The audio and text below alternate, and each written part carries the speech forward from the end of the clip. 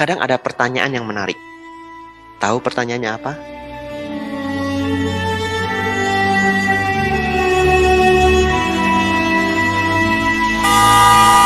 เป็นเป็ดแล้วจะบิน เป็นคนหูหนวกแล้วจะเล่นไวโอลิน เธอจะบ้าเหรอ ทำไมไม่ไปเรียนวิชาอื่น เสียเวลาคนอื่นเขา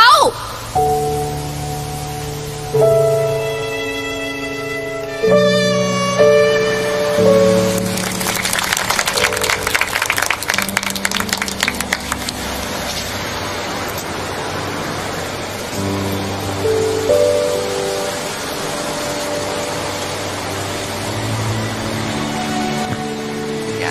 ini tidak gampang ya.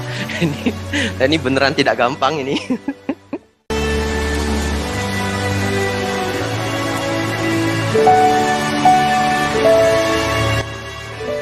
Batin Bapak Ibu Saudara semua bocor. Ada dua hal yang bocor. Satu, suara hati. Pernah ngobrol dengan diri sendiri? Pernah ya? Yang pertama disebut obrolan hati. Yang kedua, gambaran pikiran. Pernah memikirkan sesuatu dengan gambar? Dua-dua ini bocor Bapak Ibu.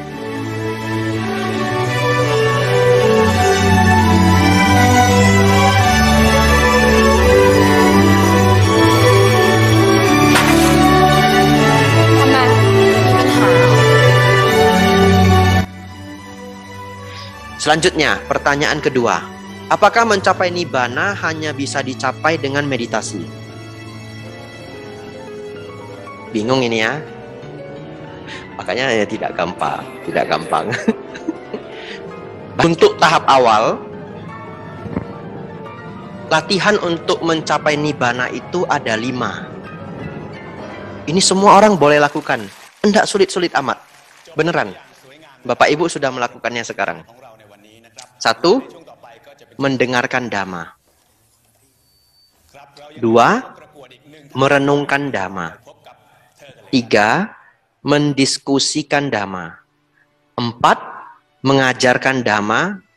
5. Bermeditasi.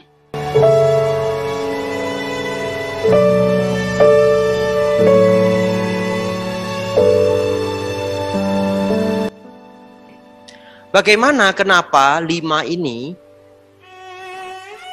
menjadi latihan untuk mencapai nibbana? Karena sebenarnya kalau seseorang mencapai kesucian tingkat pertama yang disebut sotapanna, dia pasti akan mencapai nibbana.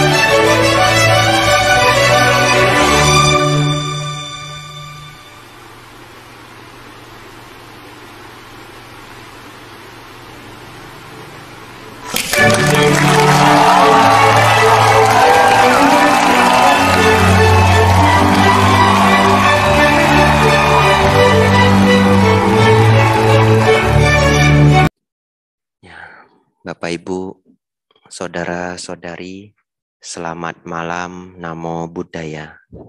Namo Buddhaya. Hari ini hari yang penuh kebahagiaan. Saya pikir ini bukan jadwal rutin wihara ya. Jadi ini Dhamma kelas dadakan. Oleh karena itu, Bapak Ibu yang hadir hari ini semuanya luar biasa. Mau hadir di luar jadwal. Biasanya kegiatan wihara apa saja yang rutin? Sementara hari Minggu. Puja bakti hari Minggu ya. Ya baik Bapak Ibu Saudara. Hari ini kali pertama saya mengisi di wihara ini. Bahkan ini juga pertama kali saya hadir di kota Malang, beneran kotanya. Dulu 5 tahun yang lalu saya pernah ke sini tapi langsung ke Batu. Dari Surabaya langsung ke Batu. Jadi kotanya seperti apa enggak tahu. Loh kan lewat Bante. Wong di mobil saya tidur ya. Tahu-tahu bangun sudah sampai. Jadi yang beneran ke kotanya kali ini. Oleh karena itu hari ini ada beberapa hal ingin saya bahas. Kemudian kita tanya jawab. Ya. Tapi Bapak Ibu Saudara enggak usah khawatir. Bante, kalau nanti tanya jawab nggak ada yang nanya gimana? Kalau nanti tanya jawab nggak ada yang nanya, saya nanya sendiri, jawab sendiri. Karena saya juga mempersiapkan ini, rencana cadangan ya.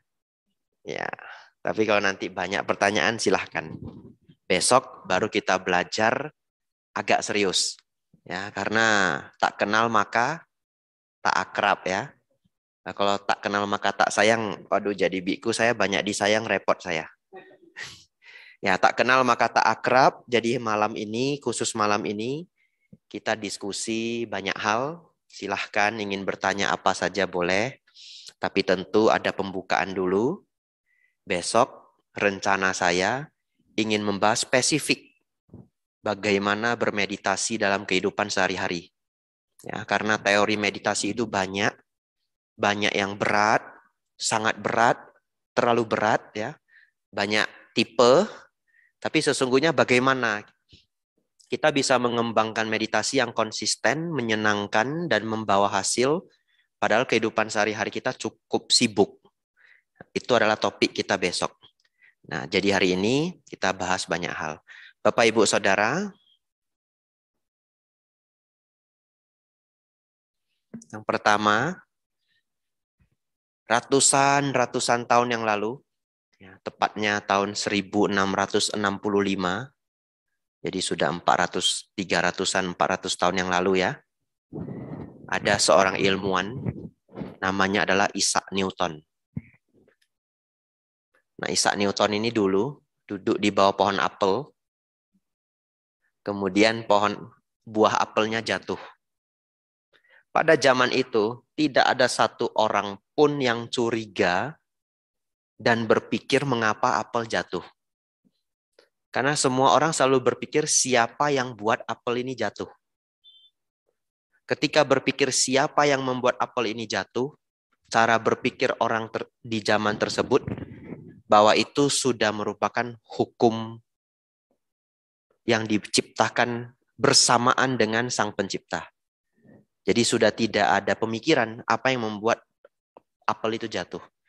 Tapi Isaac Newton ini duduk di bawah pohon, dia melihat apel ini jatuh, lantas dia berpikir, apa ya yang membuat buah apel ini jatuh? Dan kenapa jatuhnya harus ke bawah? Hendak ke kiri atau ke kanan? Atau kenapa hendak naik ke atas? Pemikiran yang mengubah siapa menjadi apa, itulah yang menemukan hukum gravitasi. Betul ya? Daya tarik bumi. Sekarang, mirip-mirip Bapak Ibu Saudara. Banyak orang di luar sana, ketika mengalami penderitaan, mereka bertanya, siapa yang membuat saya menderita? Betul ya? Ketika bertanya, siapa yang membuat saya menderita? Jawabannya banyak. Kalau jawabannya adalah Sang Pencipta, maka itu adalah cobaan. Tapi tidak hanya satu versi. Ada orang berpikir, siapa yang membuat saya menderita? Barangkali iblis, barangkali hantu, barangkali tetangga, begitu ya. Kalau musuhnya tetangganya, misalkan begitu ya. Jadi, dalam Buddhis, Sang Buddha lantas berpikir, apa sebenarnya yang membuat kita menderita? Bukan siapa, tetapi apa. Dari penyelidikan Sang Buddha, ya, beliau akhirnya menemukan bahwa yang menyebabkan kita menderita itu secara sederhana adalah karma buruk kita sendiri. Karma buruk kita sendiri yang berbuah menyebabkan penderitaan. Tapi lebih spesifik lagi atau lebih inti lagi, Sang Buddha mengatakan bahwa sumber penderitaan adalah tanha, nafsu keinginan. Nah, jadi cara berpikir mengubah siapa menjadi apa ini menjadi dasar Sang Buddha menemukan Dhamma. Tapi Sang Buddha bukan pencipta Dhamma. Sang Buddha hanya menemukan Dharma, yang mana Dharma itu memang adalah hukum alam semesta. Persis seperti Isaac Newton menemukan gravitasi, gravitasi itu bukan Isaac Newton yang buat. Sang Buddha pernah mengatakan, muncul Buddha ataupun tidak muncul seorang Buddha, Dharma tetaplah ada. Sang Buddha hanya memahami, menemukan Dharma, dan mengajarkannya. Bapak, Ibu, Saudara,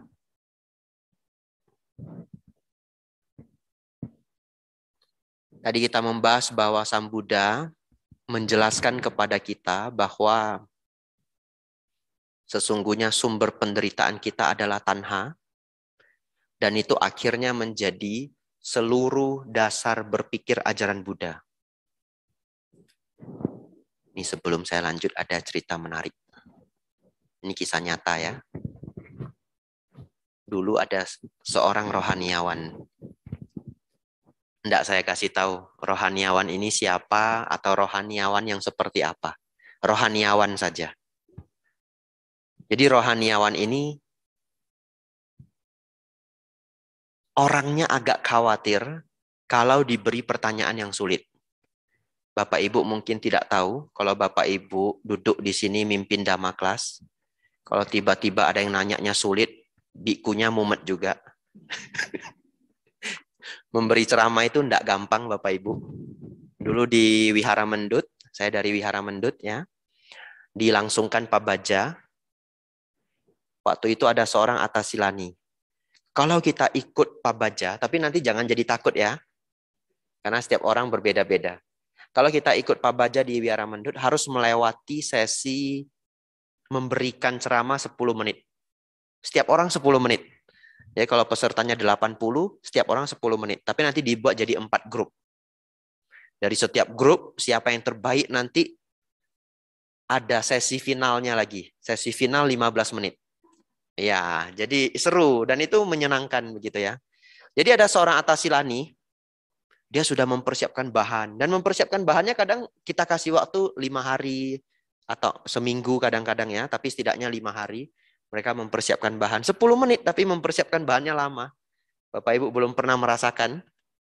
Lalu akhirnya Atasilani ini sudah mempersiapkan bahan dengan sangat baik. Ada seorang Atasilani, ketika ujian, dia memberikan Dhamma Desana. Bagus. Dhamma Desana yang dia berikan bagus. Selama 10 menit. Selesai 10 menit, dia langsung pingsan. Ternyata gugup yang ditahan-tahan itu menegangkan. Jadi ternyata dia gugup, tapi dia paksain. Jadi selesai 10 menit, dia pingsan.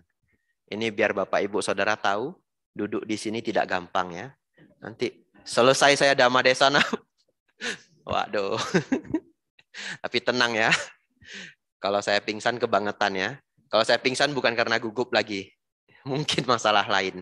Nah, jadi cerita itu sudah bertahun-tahun yang lalu. Ya, sudah lebih dari 5-6 tahun, mungkin 7 tahun yang lalu. Tahun ini, saya menyelenggarakan Pabaja sebagai ketua panitia di Wihara Mendut. Pesertanya cuma setengah, pesertanya 40. Biasanya 80, karena pandemi. Tahun depan juga ada, pesertanya juga 40. Sepertinya ketua panitianya juga masih saya. Ya, sepertinya. Tapi nanti hasilnya diketahui hari Sabtu ini. Karena nanti rapat di STAB, di Wihara, di STAB Kertarajasa ya. Nah, jadi kalau nanti keluar, saya ketua panitianya, siapa yang mau mendaftar boleh ya. Nah, kuotanya 40.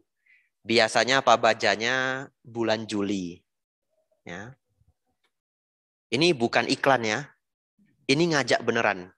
Kenapa saya katakan bukan iklan? Karena biasanya Pabaja Wihara Mendut itu paling laris. Pabajanya Juli, Maret sudah habis. Ya, jadi bagi siapa yang mau mendaftar, daftarlah Januari atau Februari. Dan kalau Februari akhir sudah habis, jangan terkejut. Tahun lalu, Maret awal sudah habis. Kuotanya sudah habis. Ya. Jadi, tahun ini juga ada Pabaja. Dan saya baru tahu bahwa karena cerita Atasilani yang pingsan itu saya nggak lihat secara langsung, saya diceritain. Tapi tahun ini ternyata hal itu bisa terjadi. Jadi ada seorang Samanera, padahal dia mahasiswa STAB, tapi bukan STAB Kertarajasa. Di Temanggung juga ada STAB, namanya STAB Sailendra. Tidak perlu menjadi Samanera kalau ingin kuliah di sana. Nah, padahal dia mahasiswa STAB, dia memberikan ceramah yang cukup baik selama 10 menit. Selesai ceramah Bapak Ibu, mimisan. Waduh, rupanya memberi ceramah 10 menit saja itu enggak gampang ya. Ya, Bapak Ibu Saudara. Jadi rohaniawan ini, dia khawatir kalau ditanya-tanya hal yang sulit. Jadi akhirnya rohaniawan ini menciptakan satu jurus. Jurus yang sakti mandraguna. Yaitu, kalau beliau ditanya apa saja, jawabnya selalu sama. Dan efektif. Misalkan ya, Bante, mau tanya Bante. Kalau di dalam pencapaian samatha itu, di dalam meditasi samatha itu ada pencapaian jana-jana Bante. Bagaimana dengan vipassana Bante? Wah ini mumet ini jawabnya. Kan begitu ya? Nah, beliau hanya menjawab dengan begini. Tidak gampang, tidak gampang. Tidak gampang. Kalau ada pertanyaan lain lagi, misalkan selesai makan ya, ada yang nanya, Bante selama ini menjadi biku sudah belasan tahun, puluhan tahun. Bagaimana Bante? Pengalamannya bagaimana? Tidak gampang, tidak gampang. Begitu ya. Ini jurus rahasia beliau. Mungkin kalau saya gunakan hari ini, apapun yang Bapak Ibu tanya, tidak gampang, tidak gampang. Begitu ya. Setelah itu nanti Ko Indra nanya ke pengurus, kapan kita ngundang Biku Abijato lagi? Tidak gampang, tidak gampang. Jawabannya juga tidak gampang, nggak ada gunanya. Ya, tapi ada satu lagi jurus ampuh. Ya, barangkali nanti di sini ada yang mau jadi Romo Ramani, silahkan ya. Boleh, karena di Kota Malang sepertinya kegiatan Dharma belum begitu meriah, tapi saya tidak tahu karena saya baru datang ya. Siapa ingin gabung Magabudi silahkan, ada pelatihannya. Nanti bisa jadi Romo, jadi Ramani, bisa memberikan ceramah. Jadi memberikan ceramah tidak harus biku sebenarnya. Ada satu jurus lebih ampuh. Yaitu, silahkan direnungkan ya. Ternyata seluruh ajaran Sang Buddha itu selalu bermuara pada satu hal. Selalu bermuara pada nibbana. Pencapaian nibbana. Tetapi bagaimana pencapaian nibbana itu? Pencapaian nibbana itu adalah keadaan lenyapnya kemarahan, keserakahan, dan kebodohan batin atau ego. Kalau kita ngomong kebodohan batin pada orang yang belum belajar Dharma, dia bisa bingung. Kita bisa ganti sebagai ego. Kenapa ego? Karena salah satu kebodohan batin itu adalah tidak memahami anatta. Nah, anatta itu, orang yang belum menembus anatta itu masih memiliki ego. Jadi lawan kata dari anatta itu adalah ego atau self-centered. Nah, atau memiliki diri, begitu bahasa sederhananya. Ternyata Bapak Ibu Saudara, seluruh ajaran Dhamma Sang Buddha akan bermuara pada adosa, aloba, amoha. Tanpa kemarahan, tanpa keserakahan, tanpa ego. Coba kita tes. Jurus ini ampuh enggak? Nah, kita tes ya. Kalau di Wihara Mendut, saya dari Wihara Mendut Bapak Ibu, Magelang, dekat dengan Candi Borobudur, dekat dengan Candi Mendut. Dengan mobil ke Candi Borobudur hanya 10 menit. Ya. Di sana itu sering ada acara interfaith. Interfaith itu artinya antar agama, lintas agama. Jadi yang datang itu murid-murid dari sekolah Katolik, ya, atau murid-murid dari sekolah Muslim, kadang pesantren juga hadir. Nah, kadang-kadang ada pertanyaan yang menarik. Tahu pertanyaannya apa? Pak, mau tanya, oh, silahkan. Saya bukan dipanggil Bante ya. Saya biasa dipanggil Pak Biksu. Tapi Bapak Ibu jangan niru ya. Nanti besok pagi dana makan, selamat pagi Pak Biksu gitu. Aduh, saya mau menyalahkan juga. Ya benar juga, saya ini Pak Biksu ya. Ya biasanya mereka manggil Pak Biksu. Pak gitu, mau tanya, kenapa ya kalau jadi biksu harus botak? Iya toh, itu sering ditanyai sama orang. Kenapa ya jadi biksu harus botak?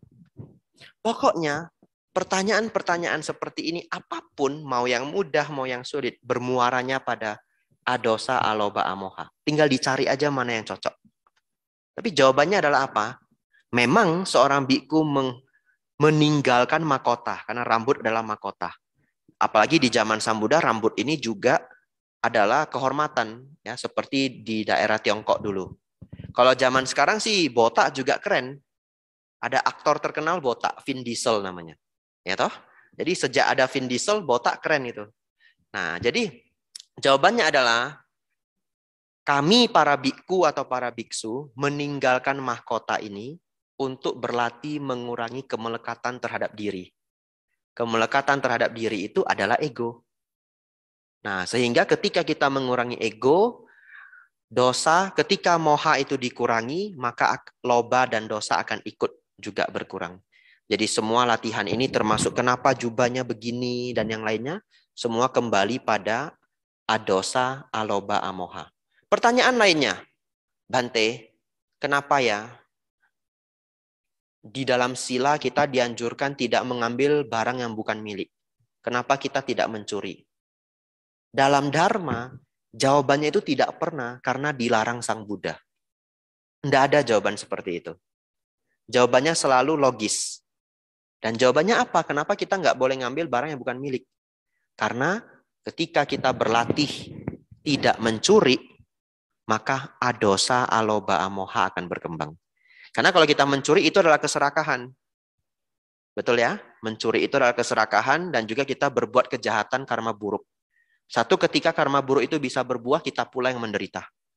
Jadi ajaran Buddha selalu bermuara pada adosa, aloba, amoha. Tanpa kemarahan, tanpa keserakahan, tanpa ego. Silahkan setelah ini Bapak Ibu besok jangan takut lagi jadi Romo Ramani.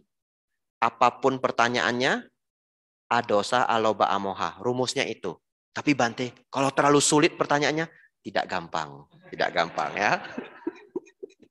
Nah itu rumusnya. Ya Bapak Ibu Saudara, penjelasan sederhana ini juga menjadi landasan berpikir. Ya. Jadi oleh karena itu saya pribadi senang melakukan perenungan. Bapak Ibu silakan tiru nanti. Setiap misalkan setengah tahun atau setiap menjelang Imlek, ini sebentar lagi Imlek ya, atau tahun baru, gunakanlah momen tahun baru itu untuk merenung. Apa yang direnungkan? Renungkanlah bahwa apakah saya yang saat ini dibandingkan dengan saya yang tahun lalu atau barangkali 2 tahun lalu, apakah kemarahan saya berkurang? Apakah keserakahan saya berkurang? Atau apakah sifat ego saya berkurang? Ya. Kalau kita merasa mengalami berkurangnya dosa loba moha, berarti praktek dhamma kita sudah sesuai jalur. Tapi kalau kita sudah bandingkan dengan tahun lalu, 2 tahun lalu, 3 tahun lalu tidak berkurang, artinya kita kurang maju. Jadi selalulah melakukan perenungan dibandingkan dengan diri sendiri. Ya, Bapak Ibu Saudara, saya pikir kita tanya jawab saja. Apakah ada yang penasaran atau ada yang punya pertanyaan apa, ingin bertanya silahkan. Ya, baik yang di wihara bisa bertanya dengan angkat tangan. Bagi yang di Zoom, silakan nanti bisa menggunakan mic yang ada. Atau kalau nggak berani bisa menulis di kolom chat. Kita fokus yang di sini dulu ya. Ya, yang di luar nanti aja. Oh, yang Ya. di wihara dulu sesinya. Ya. Tapi jangan setelah bertanya pingsan ya.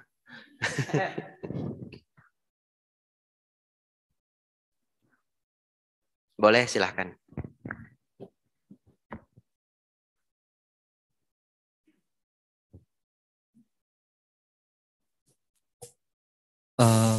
langsung 2 boleh Bante?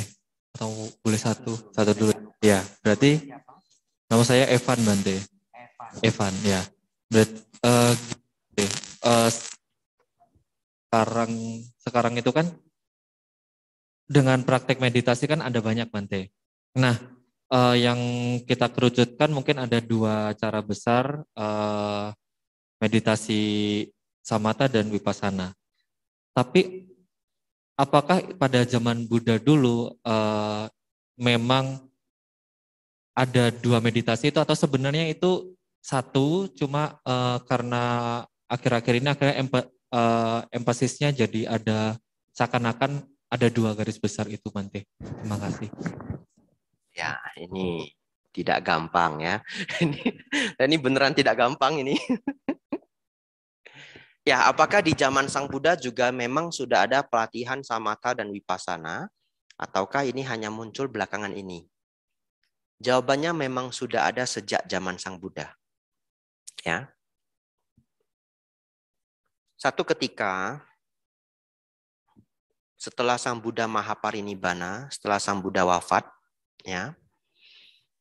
Setelah Sang Buddha wafat, kalau seseorang para bikku mencapai arahat, mereka akan datang melapor ke Bante Ananda. Karena Sang Buddha sudah tidak ada. Tapi di zaman itu, tidak pernah ada bikku yang mengatakan saya sudah arahat. Tidak ada. Mereka selalu membuat kiasan. Datang ke Bante Ananda, mereka akan mengatakan begini, oh Bante, saya telah melihat si pembuat rumah. Dan si pembuat rumah sudah tidak lagi bisa membuat rumah. Sadu Bante. Hanya seperti itu. Atau mereka memberikan makna-makna lain yang artinya mereka sudah mencapai arahat. Tapi tidak ada yang mengklaim mengatakan, saya sudah arahat. Nah, di dalam sutta, Bante Ananda, ada satu sutta di mana Bante Ananda mengungkapkan bahwa para bikku yang datang kepada beliau selalu memberitahu bahwa mereka mencapai arahat melalui 4 cara. Yang pertama, mereka praktik samatha, kemudian vipassana. Yang kedua, mereka praktik vipassana duluan, kemudian samatha. Yang ketiga, seseorang mempraktekkan samatha dan vipassana bersamaan. Dan yang keempat, seseorang merenungkan aku, muncul kegelisahan, melenyapkan kegelisahan, dia mencapai kearahatan.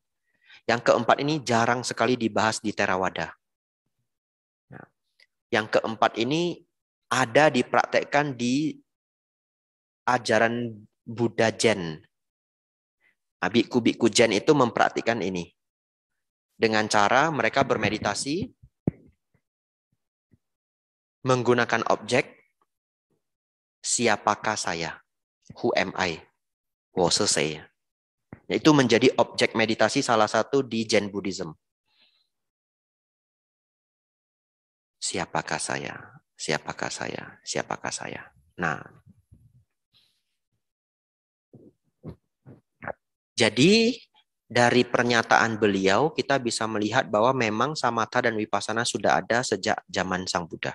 Ya, hanya zaman ini praktek vipassana menjadi begitu terkenal dan beda guru seringnya beda guru beda teknik.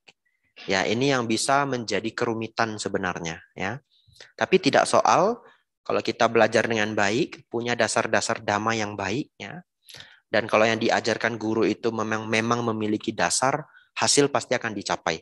Karena memang di zaman Sang Buddha pun para bikku menggunakan metode latihan yang berbeda-beda. Ya. Tapi kalau ada yang penasaran bertanya ke saya, Bante, praktek meditasi seperti apa? Saya mengembangkan samatha. Nah, jadi saya sendiri sejauh ini menggunakan cara latihan yang mana ingin mengembangkan samatha dulu, kemudian vipassana. Kenapa demikian? Satu, memang ini cocok pada saya. Yang kedua, ternyata Sang Buddha juga melakukan samatha dulu, kemudian vipassana. Itu ada di Baya Berawa Sutta, Majjhima Nikaya 4. Sebenarnya saya juga ingin buat sesi kelas sutta, ya. Dan itu biasanya kita selenggarakan di beberapa provinsi, di Solo pernah, di Jogja pernah, di Klaten pernah. Dan cara belajarnya menarik. Nanti kita print sutta itu, jadi setiap orang megang kertas, totalnya 6 halaman. Baya Berawa Sutta itu 6 halaman, lalu kita bahas dengan cara yang menarik, ya. Jadi karena sutta itu sendiri, kalau kita baca sendiri beberapa orang bisa bosan, tapi kalau kita belajar bersama cukup menarik. Beberapa kali saya selenggarakan acaranya tidak ngantuk sampai jam 9, mulainya jam 7. Ya, belajarnya 2 jam tapi tidak ngantuk. Hanya itu biasanya tidak pernah saya bawa di kehadiran-kehadiran pertama. Bapak Ibu belum kenal saya, baru datang saja langsung 6 halaman HVS, kan begitu ya? Waduh. Jadi mengejutkan begitu, nanti pada pulang semua. Jadi tidak apa-apa, biar kita kenal dulu, kita sudah akrab, kita sudah saling kenal, nyaman, baru nanti pelan-pelan kita belajar yang lebih sulit, ya. Karena memang dalam belajar itu harus ada trust gitu. Seperti dulu kita sekolah, kalau gurunya yang kita senangi, kita trust, pelajarannya menyenangkan. Nanti kita sudah muncul saling kenal, pelan-pelan kita masuk ke sutta itu. Mungkin pertemuan kita yang keempat atau kelima boleh. Nanti saya datang lagi. Kalau diundang, ya. Ya, kalau enggak diundang ya enggak datang gitu. Ya, itu sudah terjawab semua. Ada pertanyaan kedua tadi? Silahkan. Nah, yang nanya aja lupa, apalagi saya, ya. Nah, berarti kan ketika, ini termasuk untuk Sang Buddha sendiri, Bante, ketika sudah merealisasikan nibbana ketika masih hidup, kita kan kenal bahwa ketika seorang yang sudah mencapai kesucian sudah tidak melakukan kama, gitu, Bante. Nah, tetapi pada sehari-harinya Buddha kan tetap berjalan, kemudian tetap berpikir seperti itu. Apakah itu yang dimaksud dengan kama tindakan intensional, sedangkan kalau udah mencapai pencerahan itu tindakannya itu bukan tindakan intensional, mungkin fungsional mungkin, Bante, begitu.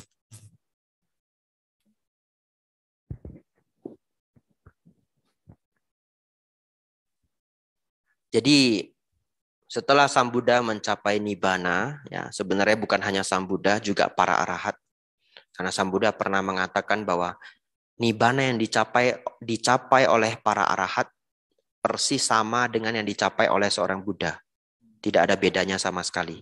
Jadi itu luar biasanya ajaran Sang Buddha. Bapak Ibu kalau berjuang mencapai arahat, Bapak Ibu mencapai titik yang persis sama seperti Sang Buddha. Tidak ada bedanya. Nah, kalau mau dikatakan bahwa memang nibbana itu disebut pencapaian yang biasanya juga disinonimkan dengan kepadaman, ya. Tetapi kepadaman secara total itu terjadi setelah seorang arahat itu hancurnya tubuh, ya. Setelah hancurnya tubuh baru dikatakan lenyap semuanya, karena kalau belum hancurnya tubuh masih ada rupa, betul ya. Jadi kita nggak bisa mengklaim bahwa para arahat yang masih hidup itu sudah padam lah, masih ada badannya, ya. Nah begini, ketika seseorang mencapai arahat, saya tidak akan langsung menjawab pertanyaan ini, tapi saya akan membahas hal lainnya yang nanti akan membantu menjawab pertanyaan ini, ya. Jadi ketika seseorang mencapai arahat, sesungguhnya yang lenyap pada diri beliau adalah asawa. Ya, asawa ini adalah arus batin yang bocor tidak terkendali. Ini menarik untuk semuanya. Hari ini kita akan belajar asawa, ya. Nah, apa sih asawa? Asawa itu adalah arus batin yang bocor tidak terkendali. Tentu, untuk memahami asawa secara keseluruhan, itu hanya bisa dipahami setelah kita mencapai meditasi tingkat tinggi. Misalkan jana keempat. Tapi tidak apa-apa. Saya akan membahas asawa dari tahap yang sederhana. Bapak, Ibu, Saudara, termasuk saya, kita semua memiliki batin yang bocor. Apa yang bocor? Batin yang bocor itu, yang tadi saya katakan asawa itu memang tidak terlihat, tapi dia terlihat dalam bentuk lain, yang mana itu juga sumbernya adalah asawa. Pelan-pelan ya, karena ini agak sulit ini. Nah, asawa yang bocor tadi, kita bisa melihat ujungnya. Nah, begini. Batin Bapak Ibu Saudara semua bocor. Ada dua hal yang bocor. Satu, suara hati. Pernah ngobrol dengan diri sendiri? Pernah ya? Katanya, kata para psikolog, kita sehari ngobrol dengan diri sendiri 65.000 kali. Saya tidak pernah hitung. Nanti Bapak Ibu hitung terus lapor ke saya. Ya. Katanya kita ngobrol dengan diri sendiri 65.000 kali. Yang pertama disebut obrolan hati. Yang kedua, gambaran pikiran. Pernah memikirkan sesuatu dengan gambar, misalkan, kalau saya minta renungkan pagar rumah Anda, bisa? Bisa ya, pagar rumah Anda itu bisa. Itu gambar pikiran. Dua-dua ini bocor, Bapak Ibu. Kenapa bocor? Satu, dia sering muncul random dan kita nggak bisa ngatur, secara acak. Suara hati bisa muncul secara acak, kita nggak bisa ngatur. Gambar pikiran juga bisa muncul secara acak, kita nggak bisa ngatur. Yang kedua, tidak bisa Bapak Ibu perintah. Ya, juga tidak bisa diatur istilahnya. Saya buktikan ya. Coba ya ini ya. Bersama-sama ya. Coba Bapak Ibu yang ada di sini, tolong. Jangan bayangkan. Jangan ya. Jangan bayangkan ada seekor gajah putih di depan saya. Gajah putih. Jangan bayangkan. Telinganya lebar Bapak Ibu. Ada belalainya. Warnanya putih. Terbayang? Otomatis terbayang karena Bapak Ibu tidak sanggup untuk mencegah arus yang bocor itu. Makanya kalau ada orang yang sakit hati karena misalkan putus cinta, misalkan ya. Kalau ada kebetulan ya saya mohon maaf ya. Apa yang mereka selalu inginkan gitu? Saya ingin melupakan dia, kan begitu ya? Nggak bisa lupa. Kenapa? Karena batin kita bocor. Nah, jadi manusia normal itu batinnya bocor. Oleh karena itu, sesungguhnya meditasi itu adalah mengatasi batin yang bocor ini. Serius. Nah, sekarang kita bahas lebih jauh, ya. Nanti secara mendalamnya besok kita bahas lagi. Karena besok kan katanya sesinya meditasi ya. Nah, hari ini trailernya dulu. Ya. Nah, begini. Ketika seseorang mencapai arahat, arus batin yang bocor tidak terkendali tadi itu lenyap. Oleh karena itu, seorang arahat itu tidak bisa bermimpi. Kenapa? Mimpi itu adalah produk dari pikiran yang bocor. Makanya namanya mimpi itu aneh-aneh. Bapak Ibu sudah megang sila bertahun-tahun, bisa loh mimpi membunuh. Betul ya? Padahal sudah megang sila bertahun-tahun. Loh kok bisa? Wong namanya mimpi, mimpi itu bocor tidak terkendali, sesuka hatinya. Nah, seorang arahat tidak bisa bermimpi. Jadi kalau satu kali ada seseorang datang, apakah biku, apakah rohaniawan, apapun terserah, datang ke Wihara Samagi Wirya ini, terus mengatakan, saya sudah mencapai arahat. Begitu ya. Nah, salah satu cara biar Bapak Ibu tahu dia arahat atau bukan, diajak ngobrol. Setelah diajak ngobrol, nanya, apapun panggilannya ya, misalkan Pak ya, Pak,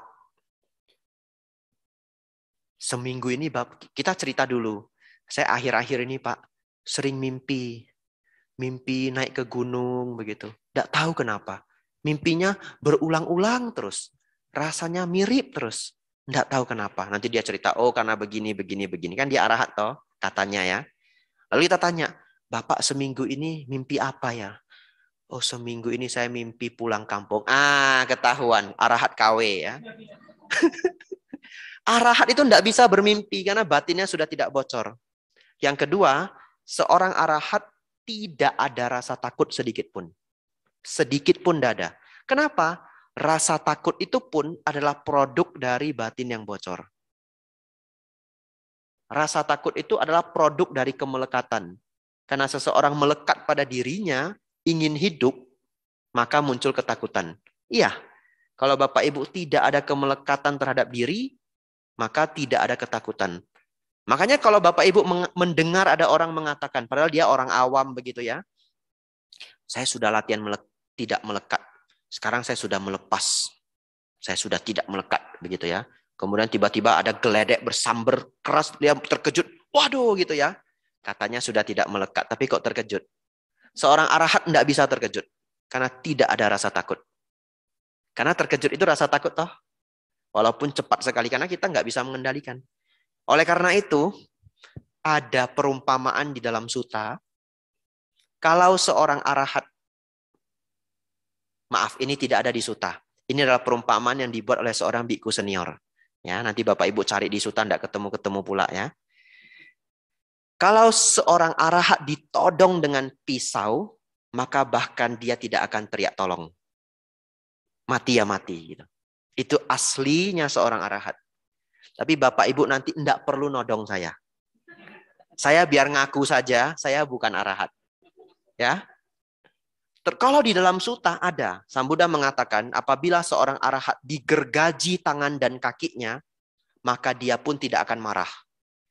Seorang arahat tidak ada kemarahan, tidak ada keserakahan, tidak ada ego, tidak ada ketakutan. Luar biasanya, waduh ini mau saya kasih tahu enggak ya? Atau besok aja ya? Nanti besok saya kehabisan cerita saya. Ya, cerita aja ya. Luar biasanya, ada sebuah penelitian. Oh, kita ada proyektor ya. Besok saya bisa muter video ya. Ya.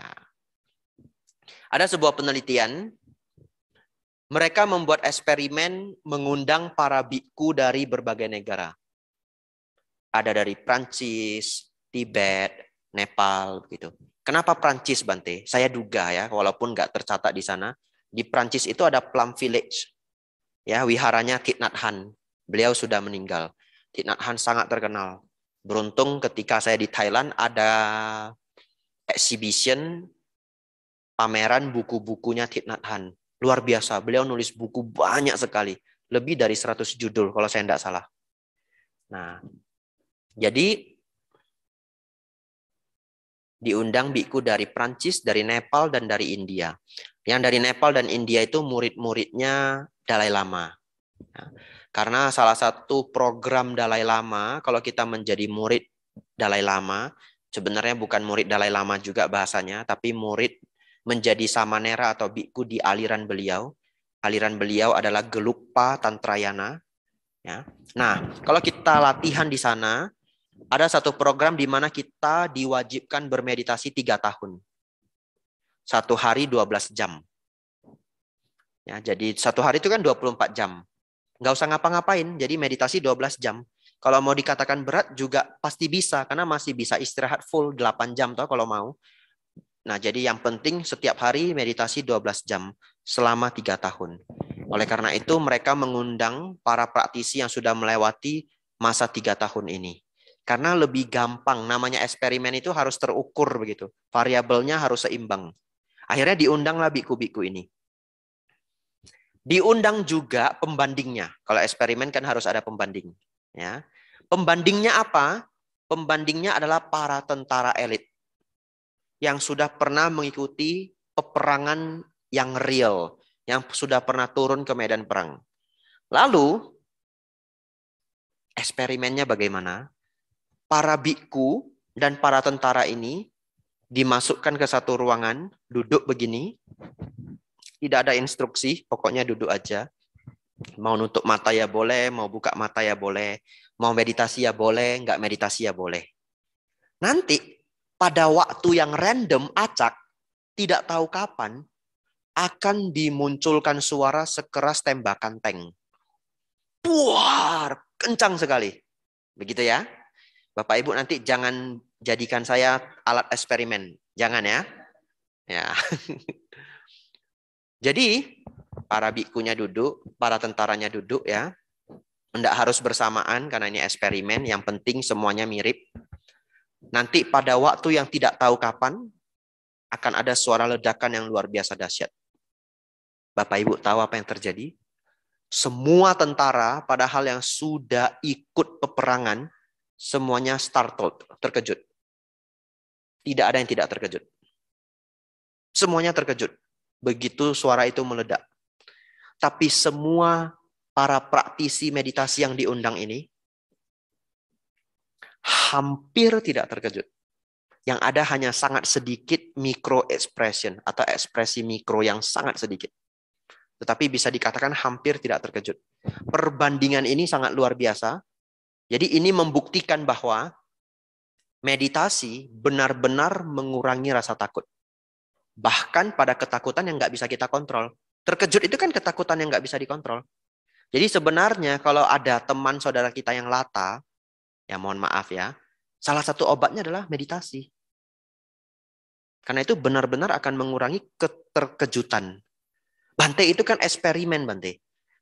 Lalu bagaimana mereka menjelaskan eksperimen itu? Biasanya eksperimen itu kan penjelasannya lengkap. Ternyata mereka melakukan uji lainnya, yaitu otak dari para meditatornya itu di-scan. Apa yang terjadi? Di bagian otak kita, bagian tengah ini, jadi otak kita itu terbagi 3 sebenarnya. Yang belakang disebut otak reptil, yang tengah otak mamalia, yang depan ini otak paling baru, otaknya yang hanya dimiliki manusia, namanya prefrontal corpus. Betul ya? Dulu kita hafal kok, cuma habis ujian lupa. Kan pernah toh ketemu otak reptil, otak mamalia pernah toh? Nah ya, jadi otak manusia itu 3 layer ya. 3 bagian, bukan 3 layer, 3 part gitu.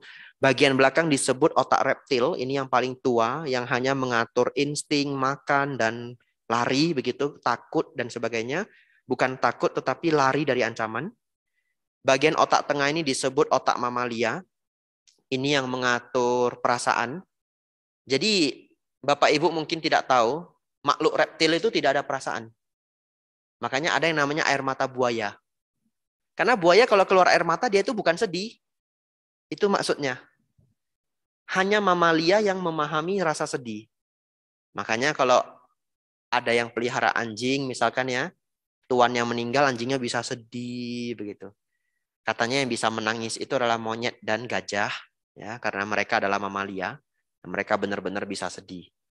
Yang mereka semua makhluk hewan-hewan itu tidak memiliki otak depan. Otak depan hanya dimiliki manusia, prefrontal corpus. Manfaatnya banyak, tapi salah satu dari manfaat otak depan ini adalah mensimulasikan waktu. Jadi hanya manusia yang bisa menyimulasikan waktu. Besok, minggu depan, bulan depan. Makhluk hidup tidak bisa, makanya mereka nggak buat kulkas. Yang buat kulkas itu kita. Manusia buat kulkas toh, supaya makanannya bisa awet setengah tahun, setahun.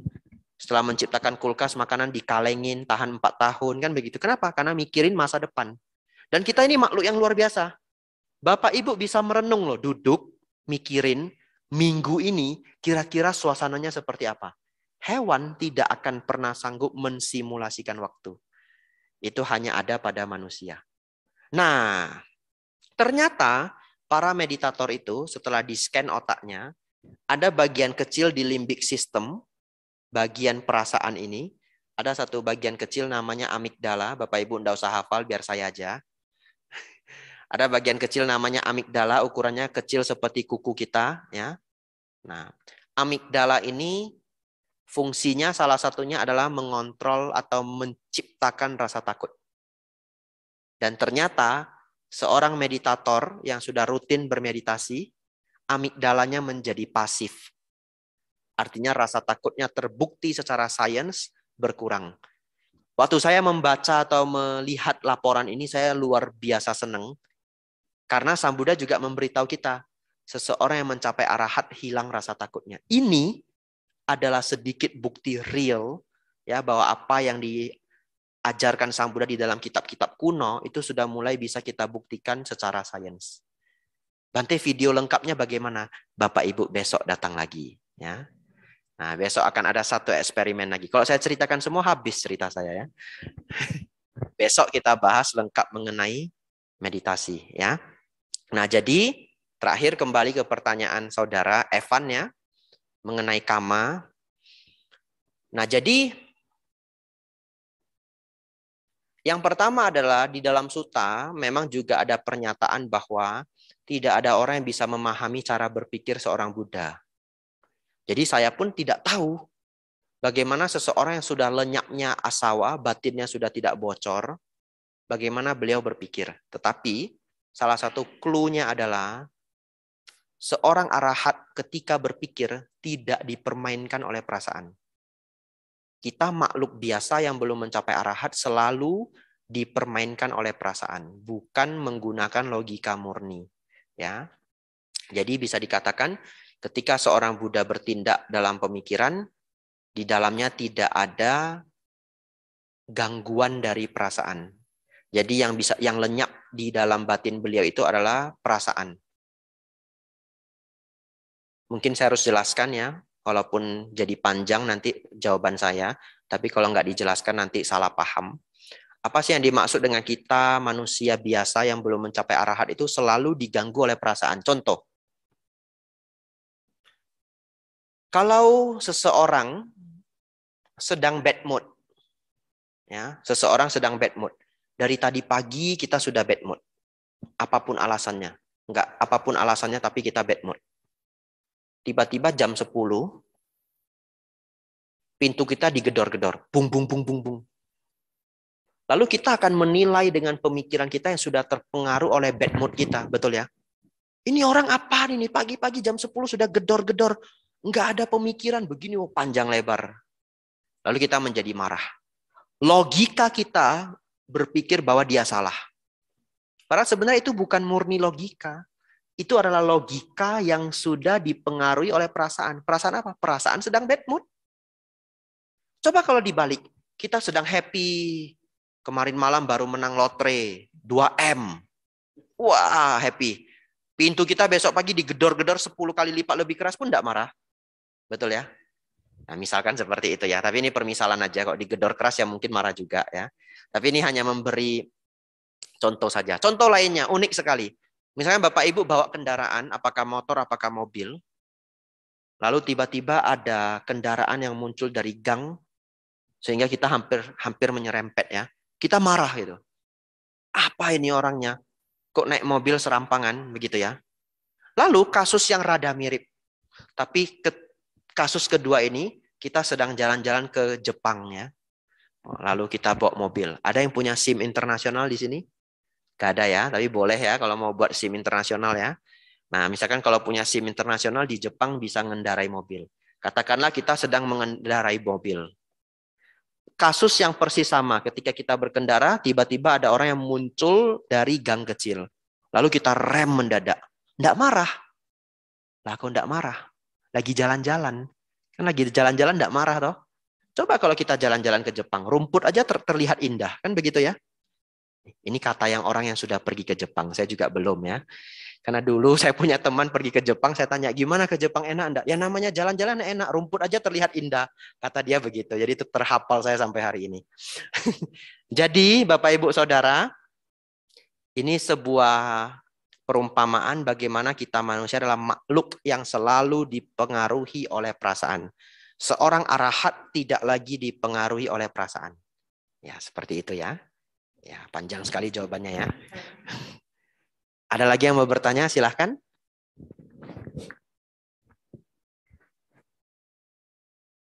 Boleh, silahkan. Ini Ibu Jaiting ya. Betul ya? Nah, ya. Wah, sudah hafal saya. Bu Enda. Betul. Ya, silahkan Bu. Bante, saya ingin tanyanya tentang meditasi. Ya. Boleh saya tanya? Boleh. Silahkan. Terakhir kan saya sering lihat bahwa latihan anapanasati dalam prakteknya Bante, sebenarnya perbedaan samanta dengan anapanasati itu bagaimana Bante? Terima kasih. Ya, baik. Jawabannya adalah anapanasati itu adalah samatha. Ya. Jadi tidak ada perbedaan.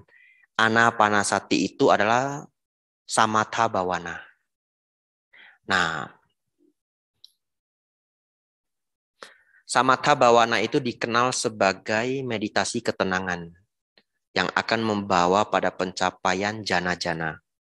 Jana itu sesungguhnya adalah level konsentrasi. Ya. Nah,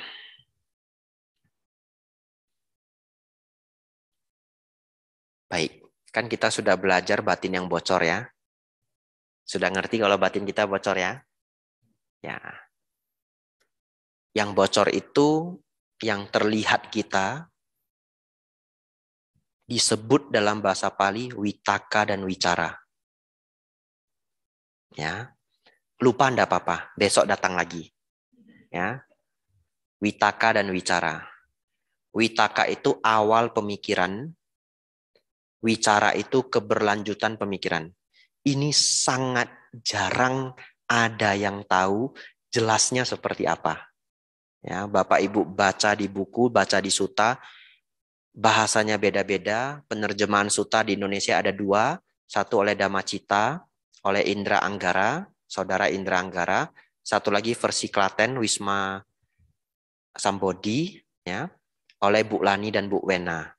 Beliau berdua juga menggunakan versi yang berbeda, ya. Nah, witaka adalah awal pemikiran, wicara keberlanjutan pemikiran. Di buku lain ada yang menerjemahkan buah pikir dan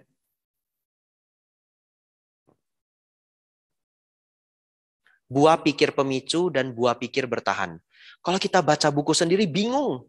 Apa yang buah pikir pemicu dan buah pikir yang bertahan? Wah, bingung dah. Hari ini saya jelaskan, seumur hidup Bapak Ibu akan tahu apa itu witaka dan wicara, ya. Begini. Witaka yang disebut awal pemikiran ini, misalkan kita sedang duduk tenang, tiba-tiba muncul pemikiran. Besok hari, Rabu ya, saya kebetulan lupa, jadi saya nanya ya. Karena seorang biku itu setiap hari sama aja. Mau Selasa, mau Minggu sama aja. Ya. Besok hari Rabu, itu awal pemikiran. Kita lagi duduk-duduk santai, tiba-tiba muncul awal pemikiran. Besok Rabu ya, gitu ya. Setelah muncul pemikiran besok Rabu, apakah pemikiran itu berhenti? Tidak.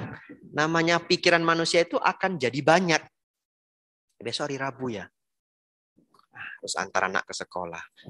Oh, besok itu bos datang kalau Rabu. Nggak boleh terlambat. Besok Rabu pulangnya saya badminton. Ada aja pemikiran. Pemikiran manusia yang awal tadi witaka, awal pemikiran, akhirnya beranak pinak. 1 menjadi 10, 10 menjadi 100. Beranak pinaknya pemikiran ini disebut proliferation of mind, proliferasi. Nah, proliferasi itu adalah perkembangbiakan. 1 jadi 10, 10 jadi 100. Yang berkembang biak ini disebut wicara. Awal pemikiran witaka, besok hari Rabu. Kemudian jadi 10 pemikiran. Makan apa, jam berapa kerja, wah jadi 10, jadi 100. Ini disebut wicara, keberlanjutan pemikiran. Oleh karena itu, dalam bahasa Indonesia diadaptasi menjadi bicara. Karena bicara itu adalah keberlanjutan pemikiran. Apa yang kita pikirkan, kita bicarakan. Ya, tapi konteksnya berbeda. Saya kembali ke pertanyaan Ibu ya. Baik. Sekarang kita sudah tahu bahwa ada witaka dan wicara dalam batin kita. Dan witaka, wicara itulah yang membuat kita tidak tenang. Karena ngomong-ngomong, bayang-bayang, nggak berhenti-berhenti. Anapanasati itu bagaimana? Nafas masuk, nafas keluar.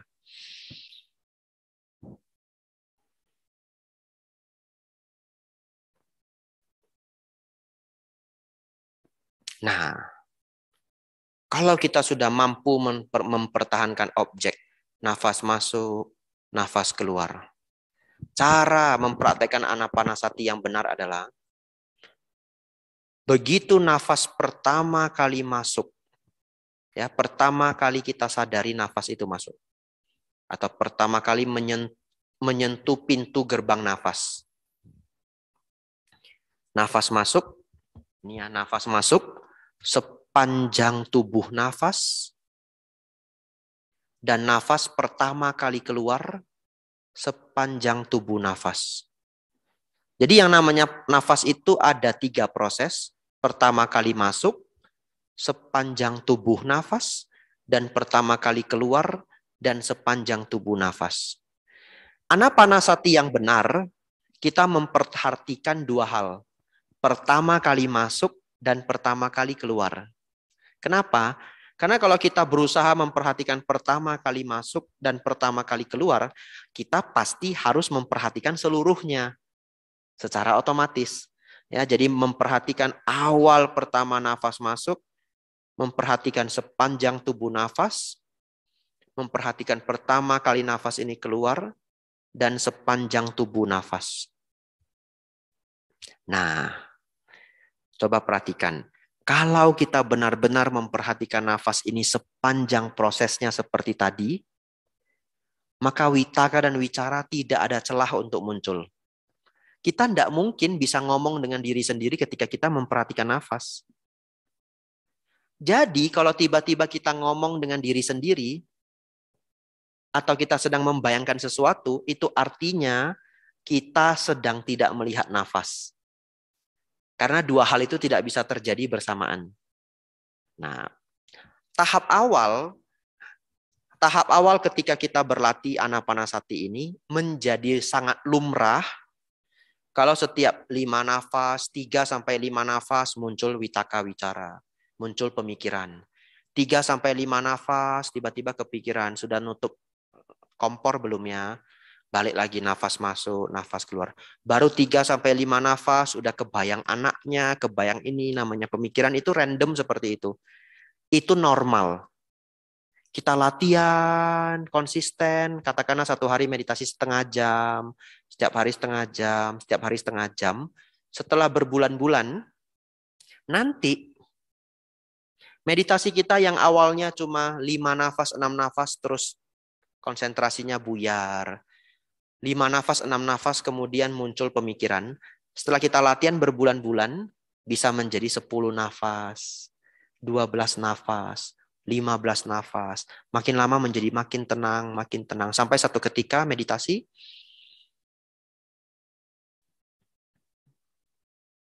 bermenit-menit tidak ada muncul pemikiran, tidak ada muncul gambaran pikiran. Itu dalam bahasa sutta disebut melemahnya witaka dan wicara. Artinya pikiran yang bocor tadi menjadi melemah. Pertanyaan saya, setelah saya menjelaskan begitu panjang ini, apakah masuk akal kalau disebut pikiran menjadi lebih tenang? Sangat masuk akal. Satu ketika kita bermeditasi anapanasati, satu ketika nafas masuk, nafas keluar.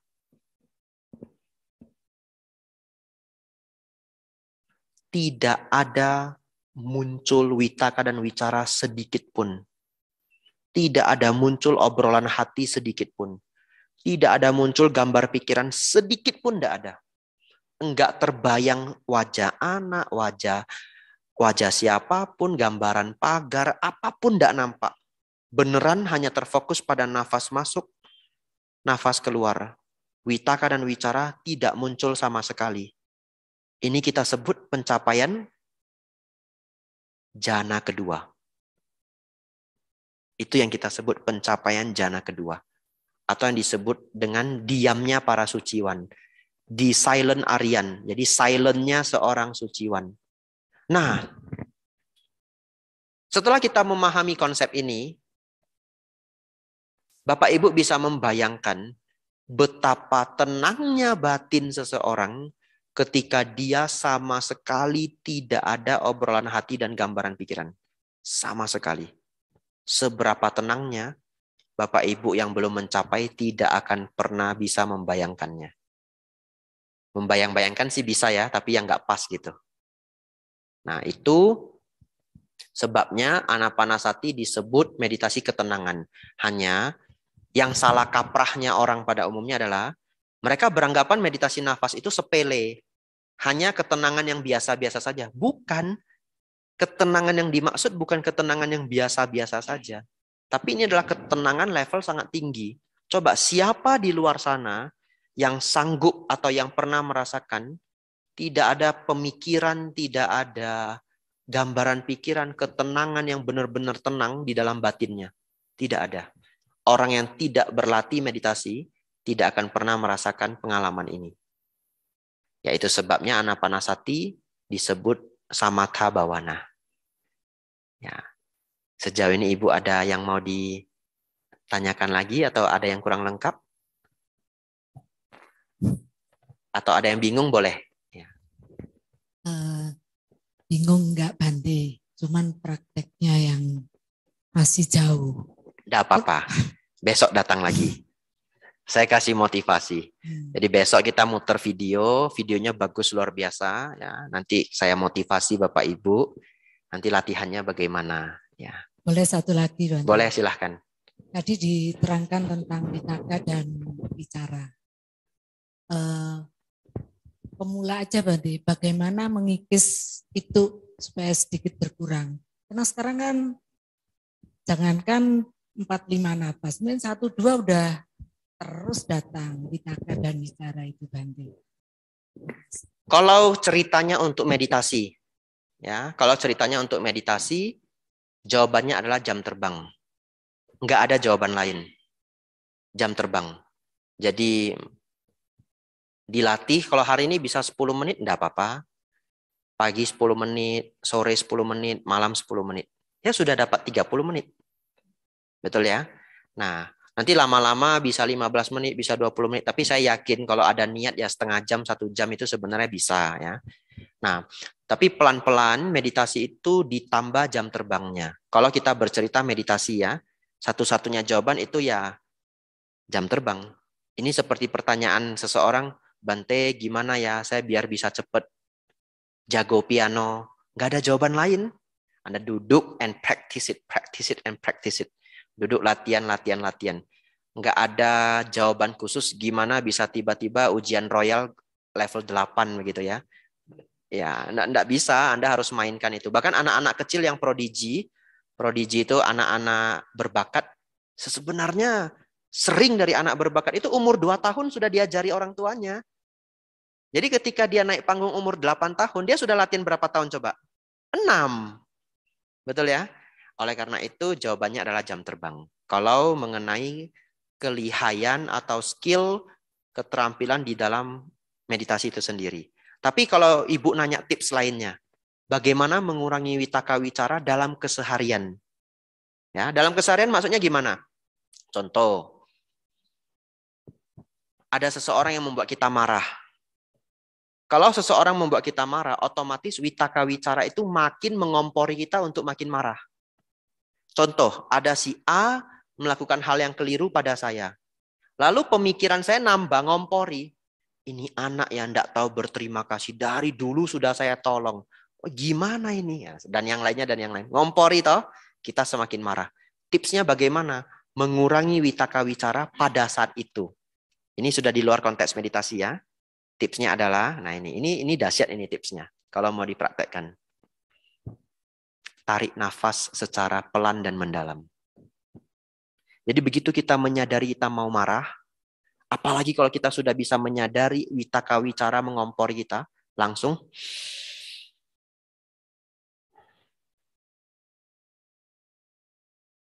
dan stop berpikir. Pause, jadi kita berhenti sejenak untuk berpikir. Setelah itu, setelah kita berhenti berpikir, tariklah nafas tenang, rileks, dan mendalam untuk beberapa saat. Mungkin 20 detik, mungkin 30 detik. Itu caranya. Dan itu sangat efektif. Jadi begitu kita sudah mau marah, daripada marah ini berlanjut, nanti tidak bisa kita kontrol lagi. Begitu kita sudah tahu kita mau marah, langsung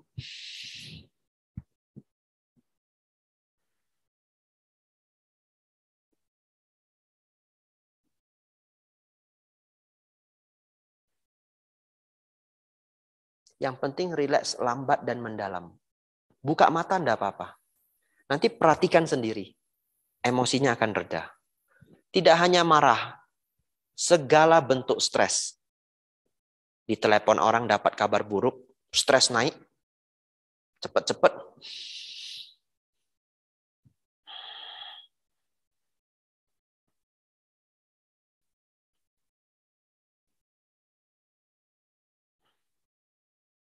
Itu caranya. Memang stres itu tidak akan hilang 100%, tapi akan berkurang 50%, barangkali 40%. Tapi kalau kita rutin meditasi setiap harinya, jangan terkejut kalau ketika mau marah, ketika dapat kabar buruk, ketika kecewa, ketika sedih, ketika malu, perasaan yang tidak menyenangkan itu, jangan terkejut kalau misalkan Bapak Ibu Saudara rutin meditasi setiap hari, jangan terkejut 1-2 tarikan nafas, kenyamanan itu hilang. Itu adalah real. Nanti silakan dipraktekkan. Kalau Bapak Ibu meditasinya rutin, berkembang, ini sudah marah muncul, mungkin wajahnya sudah merah. Kemudian duduk, mau menutup mata baik, tidak juga enggak apa-apa.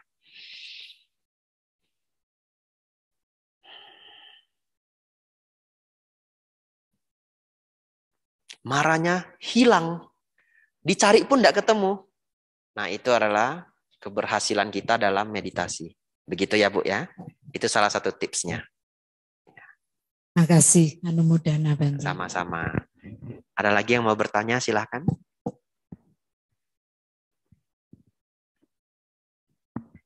Silahkan, ya.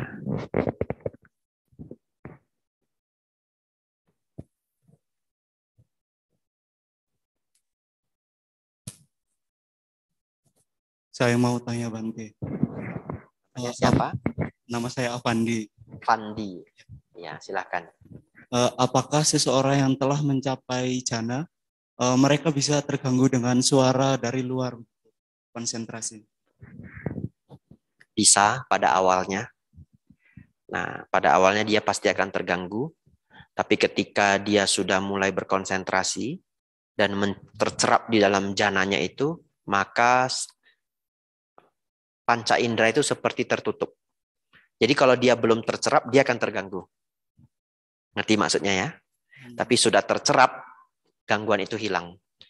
Nah, jadi bisa jadi kalau seorang yang sudah terampil dalam pencapaian jana, di tempat yang sunyi, katakanlah sekitar 10 menit dia sudah tercerap ke dalam jananya, tapi di tempat yang ribut, ya dia butuh misalkan 20 menit.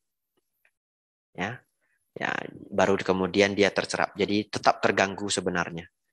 Nah, tetapi gangguan itu bisa diatasi. Ini mirip ya, mirip tapi bukannya. Bisa nggak tidur di tempat yang ribut?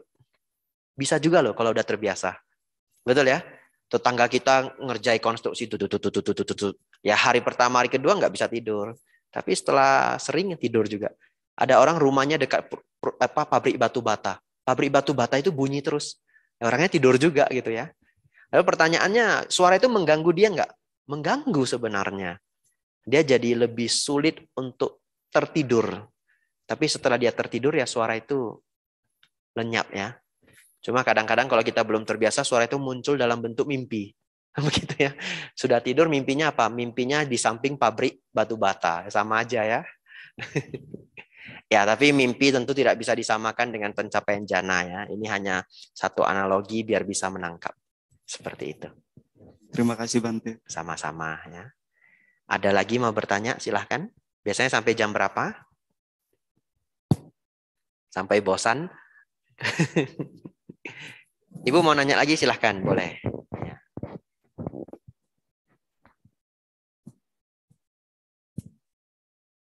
Tidak pakai mic juga tidak apa-apa kalau terdengar. Tapi pakai mic boleh. Dikasih aja. Enggak ada. Indra mau nanya, silakan. Tapi bukan soal meditasi, nggak apa-apa. Boleh ya. Tadi dibahas di dana makan siang tuh Bante. Kalau soal seorang biku kan atau samana biasanya kalau diajak ke tempat yang ada makanan seafood pasti sebisa mungkin tidak makan apalagi yang dari seafood segar. Tapi kalau bagi umat biasa yang diajak keluarganya atau saudaranya itu bagaimana menolak dengan bijaksana begitu.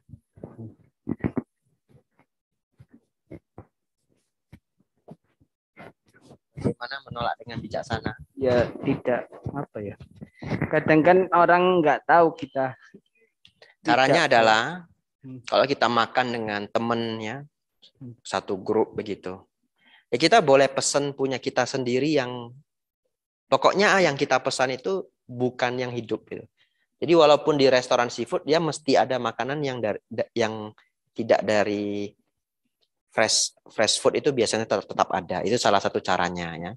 Jadi misalkan walaupun kita makan di sana mereka ada jual ikan hidup, udang hidup, kepiting hidup ya. Kita sengaja milih apa aja yang sudah nggak hidup. Itu pinter-pinternya kita. Tapi ya jangan cuma nasi putih ya. Ya apa yang biasanya misalkan sudah memang nggak hidup, nasi goreng kan begitu ya. Ya nasi goreng dia pasti masak pakai apa yang sudah mati gitu ya. Misalkan ikan asap, ngasapinnya aja berjam-jam, berarti itu pasti sudah mati. Itu pinter-pinter kita. Kalau teman-teman kita mau pesan yang nggak bisa kita larang, betul ya? Larang kita nggak diajak lagi nanti. Ya mereka mau pesan apa ya silahkan. Saya pikir begitu. Tapi kalau temannya semuanya Buddhis, ngerti sila, kita harus ngasih tahu. Kalau mereka mau mendengar ya, jangan makan di sini dah. Banyak makhluk hidupnya saya kasihan. Bahasanya begitu biar bagus. Jadi bukan itu sang Buddha itu ya dalam suta enggak boleh loh mesen ini. Kamu ini gimana? Ini panatipata wera manisika padang gitu. Lain kali nggak diajak lagi. Ya cara ngasih tahu temannya jangan makan di sini dah ya. Saya kalau lihat hewan itu masih hidup saya kasihan. Saya nggak bisa makan, nggak bisa turun makanannya. Itu caranya. Kan dia kasihan sama kita toh. Ya udah makan di tempat lain. Nah, nanti makan di tempat lain, sudah makan, dia sudah kan lagi makan biasa ngobrol-ngobrol ya, baru kalau kita mau bahas boleh.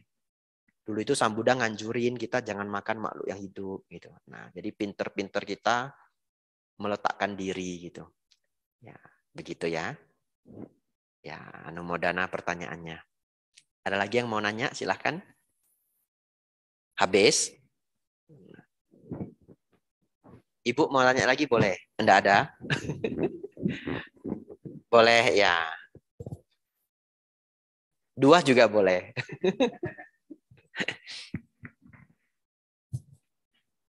Masih balik ke meditasi. Boleh, silahkan.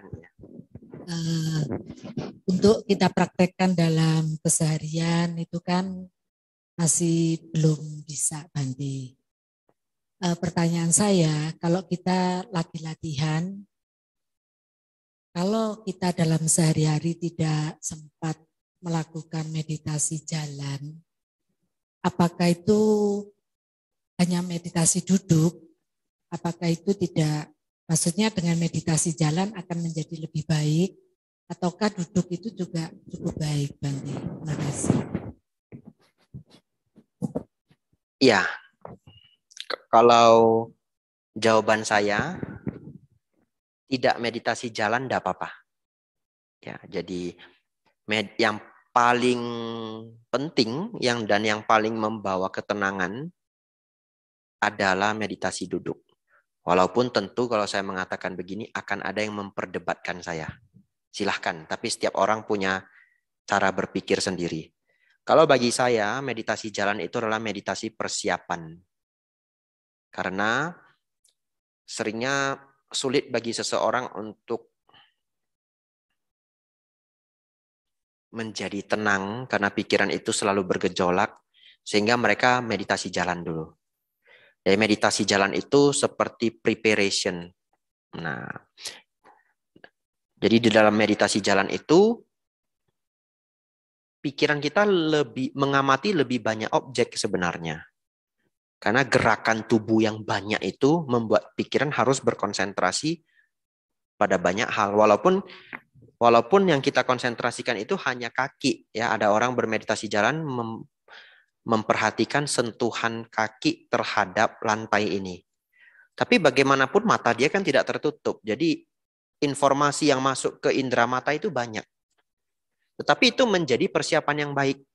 Karena kalau kita langsung meditasi duduk, kita memaksakan pikiran untuk hanya berfokus pada satu hal. Dan ternyata untuk beberapa orang itu sulit. Jadi mereka harus jalan dulu.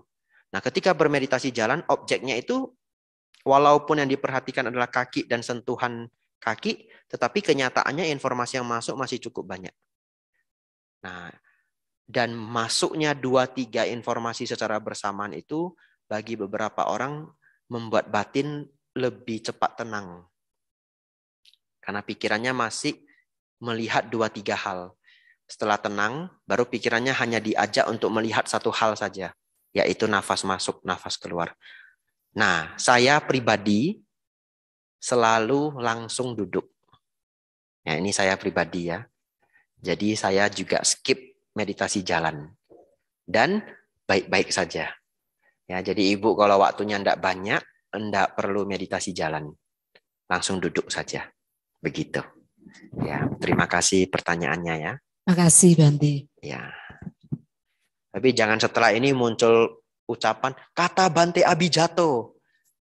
Meditasi jalan itu tidak perlu. Waduh, gawat saya ya. Nanti saya di blacklist saya. Silahkan. Ya. Selamat malam Bante. Saya dengan Bante. Mau nanya. Siapa namanya? Bella Bante. Bella. Ya, silahkan. Apakah arahat dan bodhisattva itu sama Bante? Baik. Lalu yang kedua Bante, ini untuk mencapai nibbana itu apakah hanya dengan meditasi atau bisa dengan yang lain Bante? Ya. Terima kasih Bante. Sama-sama ya. Apakah bodhisattva dan arahat itu sama? Beda. Bodhisattva artinya mereka yang bercita-cita mencapai kebudaan. Ya. Jadi bodhisattva artinya mereka yang bercita-cita mencapai kebudaan. Berarti belum mencapai nibbana, belum mencapai arahat. Ya. Bahkan kalau kita renungkan, siapa yang pencapaiannya lebih tinggi, bodhisattva atau arahat? Arahat. Karena bodhisattva mau mencapai arahat. Begitu ya. Hanya di beberapa aliran lain bodhisattva itu sangat diagungkan. Sehingga kita terbiaskan berpikir bahwa beberapa orang mungkin berpikir bodhisattva lebih tinggi dari arahat. Ya. Mungkin cita-cita dan moral berpikir seorang bodhisattva sangat tinggi. Di dalam Mahayana, beberapa konsep bodhisattva adalah yang ingin menyelamatkan semua makhluk. Ya, tetapi kembali makna sesungguhnya dari bodhisattva adalah yang bercita-cita mencapai kebudaan. Buddha sendiri adalah seorang arahat. Buktinya apa Bante? Coba kita ulang ya. Namo tassa bhagavato arahato. Sang Buddha seorang arahat. Ya. Ya, jadi untuk jawaban pertama itu, bedanya adalah bodhisattva adalah yang bercita-cita ingin mencapai kebudaan, mencapai nibbana, mencapai kearahatan. Seorang arahat adalah yang sudah mencapai. Selanjutnya, pertanyaan kedua. Apakah mencapai nibbana hanya bisa dicapai dengan meditasi?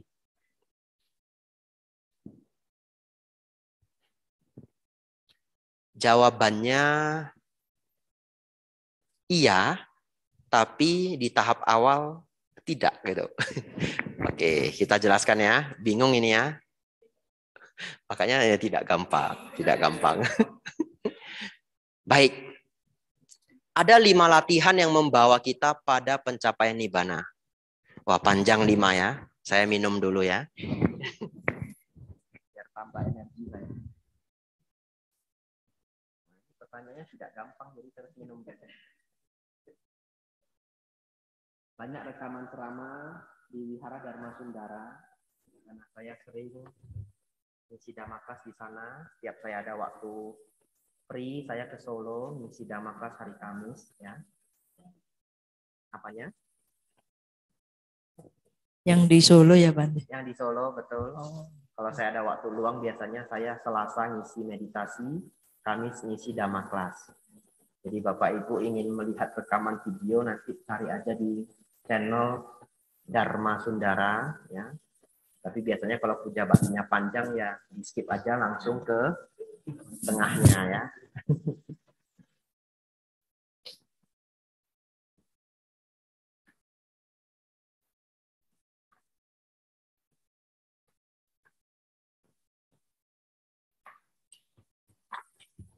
Tapi akhir-akhir ini ada channel namanya Dhamma Soka yang ngumpulin ceramah-ceramah para bhikkhu Dia potong-potongin jadi bagus. Bapak Ibu nggak usah capek-capek skip lagi puja baktinya.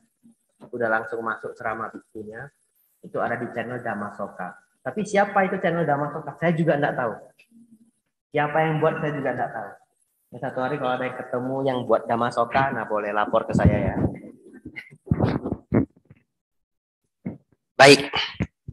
Pertanyaan kedua. Apakah hanya melalui meditasi bisa mencapai nibbana? Ya dan tidak. Baik, kita bahas ya. Untuk tahap awal, latihan untuk mencapai nibbana itu ada 5. Ini semua orang boleh lakukan. Enggak sulit-sulit amat. Beneran. Bapak Ibu sudah melakukannya sekarang. 1, mendengarkan dhamma. 2, merenungkan dhamma. 3, mendiskusikan dhamma. 4, mengajarkan dhamma. 5, bermeditasi. Kemudian, nanti saya ulang lagi biar hafal ya. Nah, kalau yang 5 ini harus dihafal, karena penting. Kalau amigdala tadi, enggak usah dihafal. Ya. Nah, begini. Bagaimana, kenapa 5 ini menjadi latihan untuk mencapai nibbana? Karena sebenarnya, kalau seseorang mencapai kesucian tingkat pertama yang disebut sotapanna, dia pasti akan mencapai nibbana. Jadi nggak usah nargetin nibbana. Nargetin aja sotapanna kalau mau gampang ya. Mindsetnya ya. Targetinnya sotapanna. Kalau sudah sotapanna pasti nibbana. Hanya Sang Buddha mengatakan seorang yang telah mencapai sotapanna paling lama dia akan mencapai nibbana dalam 7 kehidupan. Itu paling lama. Ada yang bisa 2 kehidupan, 3 kehidupan, 4 kehidupan. Makanya ada seorang pengusaha namanya Ervin Wongso. Dia distributor Yamaha Music ya. Saya kok dari tadi cerita alat musik saya ya. Nah, berarti saya harus di-endorse ini sama. Nah, saya pernah dengar Dhamma Talk-nya Ervin Wongso dan dia mengatakan apa? Kita harus punya harapan atau punya semangat cita-cita mencapai sotapanna. Harus berani untuk mencapai sotapanna. Harus mengembangkan cita-cita itu. Dan itu sangat benar. Harusnya seluruh umat Buddha bercita-cita mencapai sotapanna. Kalau sudah sotapanna pasti nibbana. Nah, prosesnya bagaimana? Tahapnya 4. Sotapanna, sakadagami, anagami, arahat. Sebenarnya tahapnya bukan 4, tapi kesucian itu dibagi menjadi 4 ini ya. Sotapanna itu tadi pasti mencapai nibbana dalam 7 kehidupan. Sakadagami artinya kembali sekali lagi. Jadi kalau orang mencapai kesucian tingkat kedua, dia akan lahir sebagai manusia sekali lagi, kemudian mencapai nibbana. Yang ketiga, anagami, tidak kembali lagi. Yang tidak kembali lagi ini, misalkan seseorang mencapai anagami, dia nanti meninggal di sini, terlahir di alam Brahma Sudawasa, alam Brahma khusus untuk mereka para anagami, kemudian mereka akan berlatih di sana sampai mencapai nibbana. Baru yang terakhir ada juga orang yang mencapai nibbana langsung di kehidupan ini. Artinya, semuanya akhirnya bermuara pada nibbana. Nah, kenapa tadi saya mengatakan bahwa ada 5 latihan yang perlu kita kerjakan? Mendengarkan dhamma, merenungkan dhamma, mendiskusikan dhamma, mengajarkan dhamma, bermeditasi. Karena begini. Ini coba kita sekarang ikut merenung ya. Semua pencapaian sotapanna yang ada di dalam Tripitaka, nanti silakan direnungkan. Saya terpaksa pakai kata hampir dah, biar saya aman ya. Nanti kalau saya bilang semua, wah ribut. Hampir semua, kalau sejauh yang saya cek sih semua ya. Hampir semua pencapaian sotapanna adalah melalui mendengarkan dhamma. Renungkan. Nah, silakan renungkan. Ini saya tunggu. Tunggu sampai besok pun ya perenungannya hasilnya akan sama. Contoh, tangan kanan Sang Buddha. Biasanya di Dharmasala itu ada Buddha Rupang, sebelah kanan sebelah kiri sambil beranjali. Pernah melihat? Enggak pernah, nanti cek Google ya. Ya, sebelah kanan ada di sini? Enggak ada ya, enggak apa-apa. Di sini malah siwalinya 2. Makanya tadi saya waktu baru datang saya cek, lah Bante Moggallana Sariputannya enggak ada. Gantinya siwali 2. Wah, ini biar hokinya double gitu. Kebijaksanaan tidak penting, yang penting hoki. Ya, Bante Sariputta biasa sebelah kanan, Bante Moggallana sebelah kiri, itu tangan kanan dan tangan kiri Sang Buddha. Bante Sariputta dikatakan yang paling bijaksana setelah Sang Buddha di seluruh anggota Sangga. Bapak Ibu Saudara, coba renungkan, kapan Bante Sariputta mencapai Sotapanna? Ketika beliau mendengarkan satu syair dhamma dari Bante Asaji. Ketemu Biku Asaji di tengah jalan. Beliau belum menjadi murid Sang Buddha, belum. Hanya menjadi seorang pertapa yang masih mencari-cari guru. Dia ketemu Biku Asaji di tengah jalan. Ini Bante kok anggun sekali ya. Anggun sekali. Baru dia datang.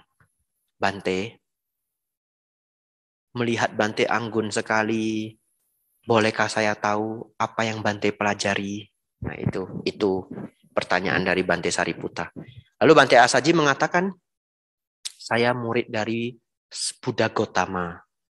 Kemudian Bante Sariputta bertanya lagi, apakah yang diajarkan, bolehkah saya mengetahui sedikit ajaran dari Buddha Gotama ini atau dari apa yang Bante pelajari? Bante Asaji sangat rendah hati padahal beliau seorang arahat. Bante Asaji mengatakan, saya tidak punya kapasitas untuk menjelaskan hal itu. Lebih kurang begitu ya. Tapi karena Bante Sariputta terus mendorong, terus meminta, akhirnya Bante Asaji mengucapkan satu syair dhamma. Nah, syairnya yang saya hafal bahasa Thai ini. สิ่งใดสิ่งหนึ่งมีความเกิดเป็นธรรมดา สิ่งใดสิ่งหนึ่งมีความดับเป็นธรรมดา Artinya, segala sesuatu secara alamiahnya memiliki kemunculannya, segala sesuatu secara alamiahnya memiliki kepadamannya. Atau secara sederhananya, apapun yang muncul akan padam. Ya, jembatan yang kuat sekuat apapun bisa berkarat dan akhirnya rusak. Nah, syair dhamma ini, sing dai sing neng mi kwam keut ben thamada, itu menjadikan Bante Sariputta mencapai Sotapanna. Artinya Bante Sariputta mencapai Sotapanna dengan mendengarkan dhamma. Betul ya? Pancawagya Bhikkhu kenal? 5 pertapa penyiksa diri. Bagaimana para beliaunya ini mencapai Sotapanna? Awalnya Sang Buddha memutar sutta, mengajarkan sutta, Dhamma Cakkappawatana Sutta. Bante Kondanya mencapai Sotapanna. Betul ya? Itu artinya Bante Kondanya mencapai Sotapanna melalui mendengarkan Dhamma. Kemudian Bante Yasa mendengarkan Dhamma yang disebut Anupubikata mencapai Sotapanna. Ayahnya Yasa juga sama mencapai Sotapanna. Jadi kalau kita track para murid-murid hebat, dalam bahasa Pali disebut sawaka, atau murid-murid unggulan disebut mahasawaka. Bahkan kisah-kisah mereka banyak dari mereka terlebih Sotapanna dicapai dengan mendengarkan Dhamma. Jadi boleh enggak saya mengatakan bahwa mendengarkan Dhamma itu akan membawa kita mencapai Nibbana? Iya, jawabannya. Hanya nanti prosesnya juga harus meditasi juga, begitu ya. Karena ini adalah proses awal. Tapi mereka yang sudah Sotapanna pasti akan mencapai Nibbana. Kalau mendengarkan saja bisa, apalagi direnungkan. Kemudian apalagi didiskusikan, dan juga ketika mengajar Dhamma. Kenapa? Karena ketika mengajar Dhamma, saya sendiri contoh, saya mengajar Dhamma, kepala saya ini muter-muter mikirin Dhamma, betul ya? Dan karena Bapak Ibu bertanya, saya harus merenung gitu untuk menyusun jawabannya. Dan lucunya, kadang-kadang kita ketika mengajar, malah kita mendapatkan inspirasi yang belum pernah kita pikirkan sebelumnya. Betul ya? Nah, jadi hal-hal seperti itu bisa terjadi. Oleh karena itu, mengajar Dhamma juga bisa membawa pada pencapaian kesucian. Dan yang kelima adalah bermeditasi. Tentu, upaya untuk mencapai Nibbana sebenarnya adalah 5 ini. Ya, 5 ini. Oleh karena itu, Sang Buddha menyebut 5 ini sebagai tugas para bhikkhu. Dan Sang Buddha mengatakan seorang bhikkhu yang melaksanakan setidaknya 1 dari 5 ini, ia tidak pantas dicela. Jadi bahkan seorang bhikkhu hanya melakukan salah 1 dari 5 ini saja, dia sudah tidak pantas dicela. Kenapa? Karena bhikkhu itu sudah mampu mencapai kesucian kalau dia mempraktekkan bahkan hanya 1 dari 5 ini. Tapi tentu jangan prakteknya 1 aja ya, lengkap 5-5-nya. Ya, jadi kembali menjawab pertanyaan Bu Bella, apakah pencapaian nibbana harus melalui meditasi? Jawabannya ya. Pada akhirnya kita perlu mempraktekkan samatha dan vipassana. Tapi untuk tahap awalnya tidak. Gerbang untuk masuk kesucian itu bahkan bisa melalui mendengarkan dhamma. Begitu ya. Ya, terima kasih untuk pertanyaannya. Ada lagi pertanyaan? Silahkan. Boleh, silahkan. Menyambung pembahasan ini, yang membedakan manusia sekarang dengan golongannya Bante Sariputta, Bante Kondanyan yang hanya dengan mendengarkan dhamma bisa cepat mencapai sotapanna, mengerti dhamma, itu apa yang membuat perbedaan? Yang membuat berbeda adalah latihan-latihan sebelumnya. Bante Sariputta pasti di kehidupan lampau juga sudah berlatih. Jadi dunia ini sangat adil sebenarnya. Siapa yang mau berlatih, ya dia akan terampil. Hanya terkadang kita tidak sadar, tidak melihat bahwa dia sudah berlatih sejak dulu. Nah, misalkan ada orang yang kalau memberi ceramah 10 menit terus pingsan begitu ya. Tapi ada orang kok ngomong di depan enak aja, dia kok enggak pingsan-pingsan. Dari tadi saya sudah ngomong 1 jam lebih ya belum pingsan. Tapi itu semua adalah proses. Saya sudah ikut lomba pidato, lomba baca puisi sejak 5 SD. Jadi ketika saya umur 5 SD, itu membacakan puisi Pangeran Diponegoro di depan kelas, ini kaki getar semua. Begini. Tapi karena itu dijalani setahun demi setahun, setahun demi setahun. Ketika saya gabung di Sangga Theravada Indonesia, waktu itu saya masih samanera, diminta memberi ceramah, ya sudah nggak gemetar. Pertanyaannya, kok bisa ya baru jadi samanera terus memberi ceramah? Latihannya sejak SD. Jadi ketika kita melihat di dalam bahasa-bahasa Tripitaka, kemudian dengan kejadian itu beliau mencapai nibbana, beliau mencapai arahat. Itu adalah hasilnya. Proses yang dia alami, yang dia jalani susah payah tidak diceritakan. Itu persis kalau kita baca novel. Kita baca novel, nggak ada di sini namanya Novi, nggak ada ya. Ya. Dan saat itu Novi dicelah, dasar gemuk, dan Novi sakit hati. Setelah Novi sakit hati, dia diet, kemudian dia kurus. Enak aja diet, kemudian kurus. Ngejalaninya itu berapa bulan. Tapi kan kalau novel nulis enak aja toh. Dia sakit hati, kemudian dia diet. Lalu dia kurus, kan begitu. Padahal yang dia laksanakan mungkin 6 bulan, 1 tahun, 2 tahun, 3 tahun, kemudian dia kurus. Ya, jadi sesungguhnya cukup sering di dalam bahasa-bahasa dharma, buku-buku kitab-kitab teks Tripitaka, itu kita tidak tahu batas waktunya. Betul ya? Sehingga kita melihat bahwa sepertinya instan. Tapi kita kembali ke pertanyaannya Saudara Indra, karena tadi pertanyaannya Bante Sariputta. Jangan dilupakan Bante Sariputta itu sudah berpikir mengenai kehidupan yang semu ini sejak masih remaja. Sejak masih main-main dengan Bante Moggallana berdua, Bante Sariputta itu udah nanya ke Moggallana, hidup begini-begini aja ya.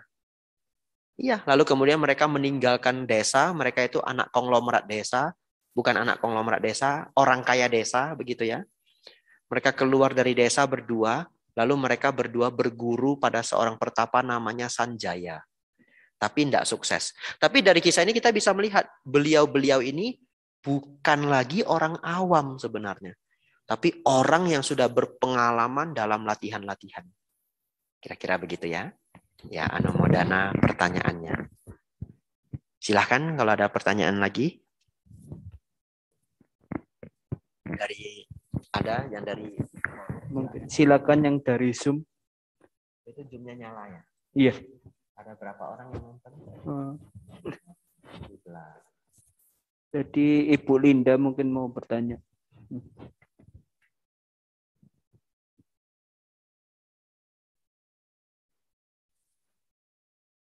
Selamat malam, Bante. Namo Buddhaya, Bante. Namo Buddhaya.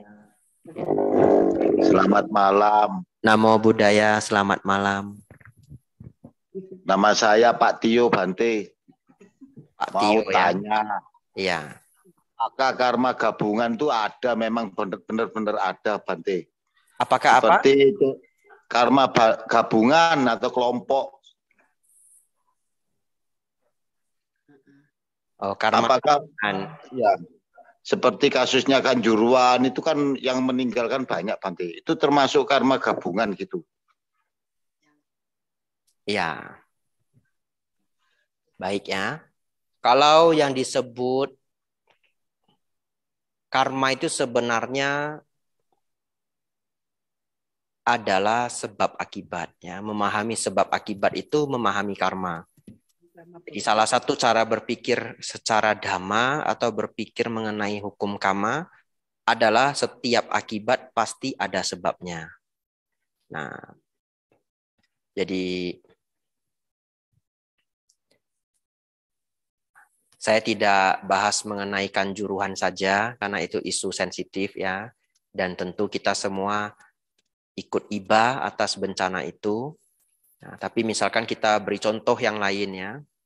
Misalkan satu desa mengalami bencana alam ya, yaitu gempa bumi. Kemudian satu desa itu banyak yang meninggal. Nah, itu di dalam Dhamma dikatakan kama kelompok. Artinya ada sebab yang dilakukan bersama. Secara sederhana yang masih bisa kita logikakan adalah misalkan apa sebab yang mereka lakukan bersama, yaitu tinggal di daerah itu bersama. Itulah sebabnya. Secara logika ya, mereka tinggal bersama di daerah itu disebut sebab yang dilakukan secara kelompok.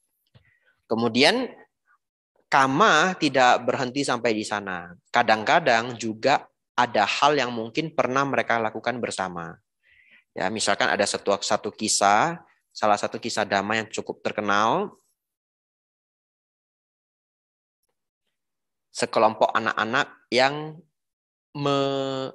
menutup sarang kadal. Akhirnya kadal itu menjadi mati karena lapar dan haus.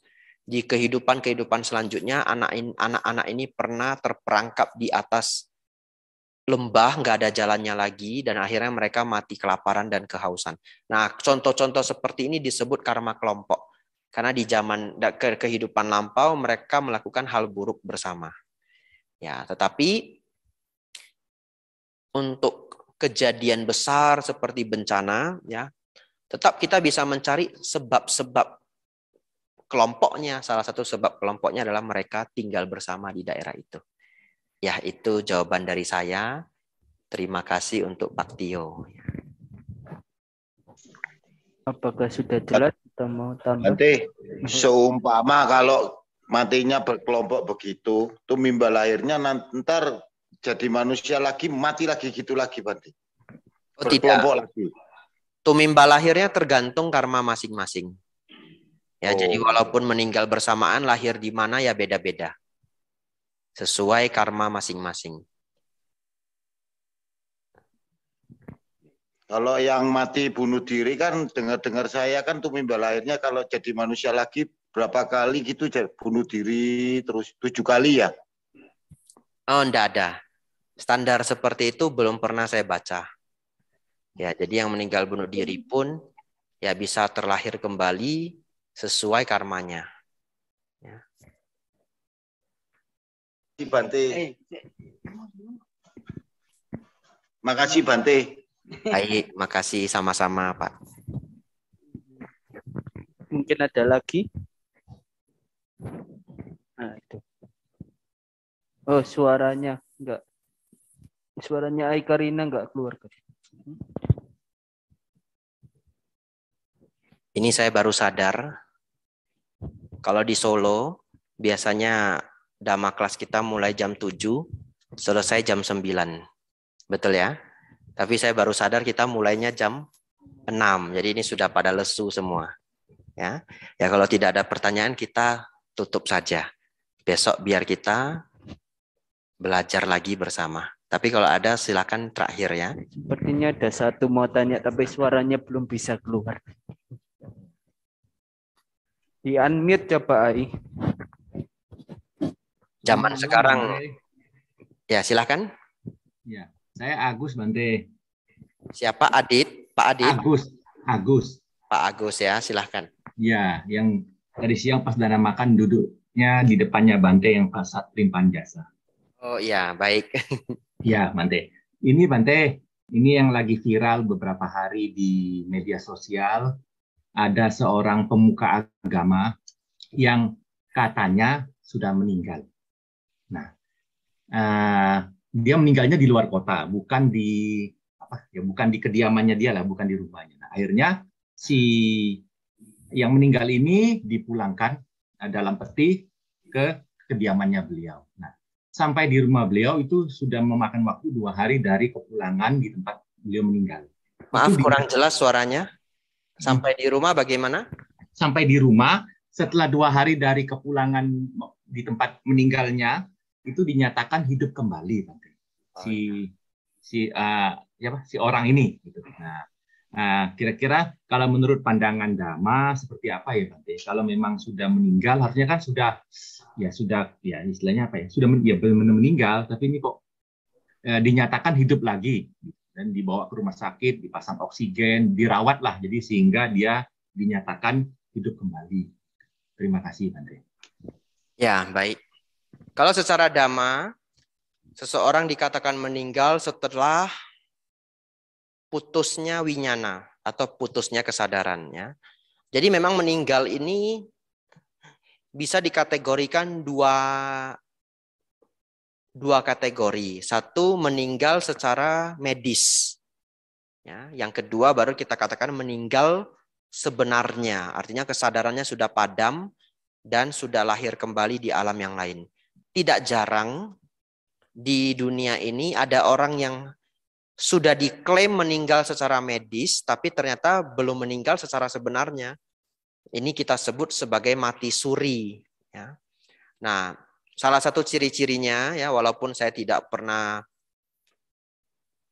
mempraktekkan ini secara langsung, kalau seseorang sudah kaku, sudah seperti meninggal, persis seperti meninggal, tapi badannya masih ada sedikit kehangatan, itu ada kemungkinan belum meninggal. Jadi kalau bertemu kasus seperti itu, orang ini jangan dulu disuntik formalin, nanti jadi mati beneran. Ya, dibiarkan dulu setidaknya 8 jam. Nah, setelah lewat 8 jam, dicek kembali. Nah, kalau secara medis pun sudah mati, sudah ditungguin 8 jam pun memang sudah tidak bangun lagi, apalagi badannya sudah dingin, nah itu baru meninggal secara sebenarnya. Jadi mungkin kalau untuk kasus yang diceritakan Bapak tadi, saya pikir itu seperti halnya mati suri. Dikatakan mati secara medis, tapi ternyata winyana atau kesadarannya belum padam. Ya, Anumodana, terima kasih untuk pertanyaan Pak Agus. Ya, sama-sama Bante, terima kasih. Ya, kita sudah tidak sadar, kelas kita sudah 2 jam lebih sekali nih ya. Ya, semua sudah lelah, semoga apa yang kita bahas hari ini membawa manfaat besar untuk Bapak Ibu semuanya, saudara-saudari semuanya. Sabesata Bhavantu Sukhitata, semoga semua makhluk hidup berbahagia. Sadu, sadu, sadu.